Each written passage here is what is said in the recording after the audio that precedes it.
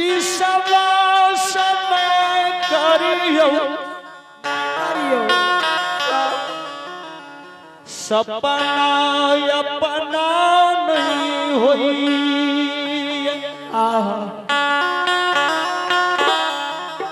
सपना अपना होय छै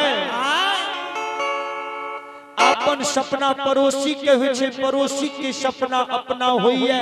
सपना के बात पर विश्वास नहीं करो राजा चंद्रवली कल के रानी चंद्रावती एहन सपना हम कहियो नहीं देखलिए गुरु बाबा जरूर हमरा द्वार पर अइते राजा चंद्रवली द्वार पर जाके पूब पश्चिमा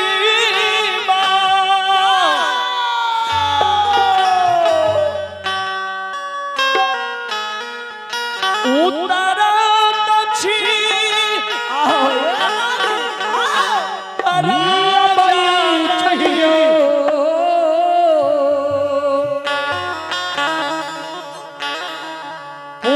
दक्षिण उत्तर दक्षिण राजा दक्षिण ही आबैया गुरु बाबा की आशा देखिए कुम्हार से हमर गुरु बाबा अइते कने से गुरु महाराज अइते हे देखियो न गुरु बाबा के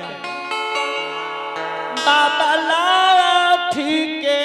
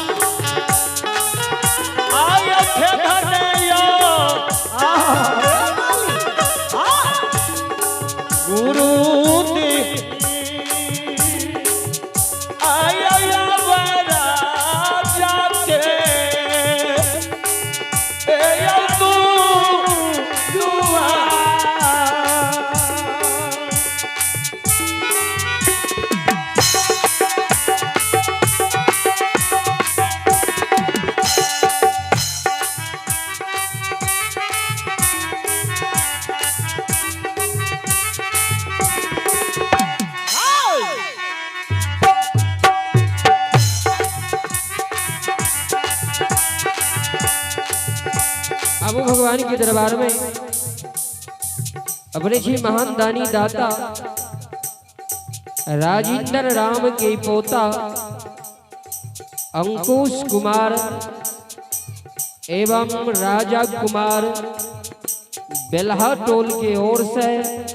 बड़ा श्रद्धा के साथ बड़ा उदार दिल से शानदार 111 रुपया के दान आए बहुत बहुत अभिवादन है कोटि कोटि धन्यवाद अपने जी महान दानी दाता राजेंद्र राम की पोता अंकुश कुमार और राजा कुमार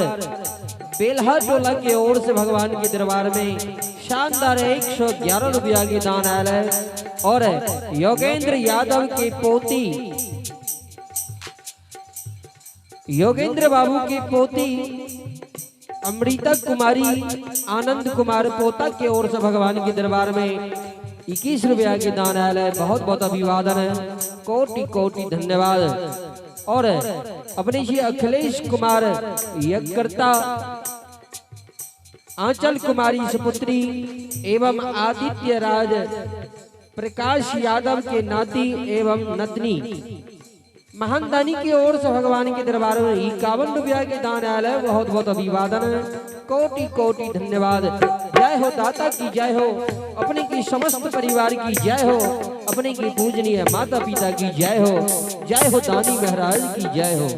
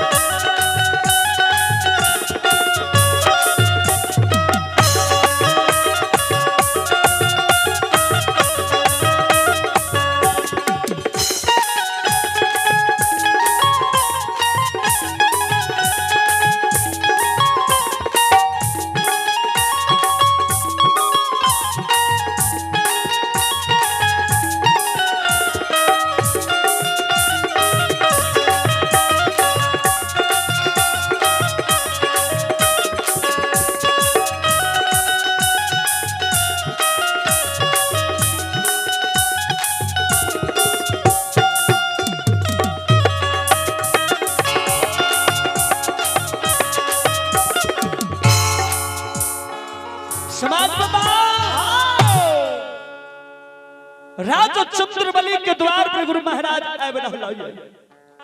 राजा पूरा पश्चिम उत्तर दक्षिण की बात ही आ रही है। गुरु बाबा के शरीर बदबू दे रहे, दुर्गंध की तरह महक रहे। ये देखियो शरीर जे महक रहे राजा चंद्रबली के, गुरु बाबा के शरीर जे बदबू दे रहे महक लग जाए छे। राजा चंद्रबली दूर दूर नजर खिरल के गुरु बाबा पर नजर पड़ गए। राजा चंद्रबली कलके की तारा बरा मारने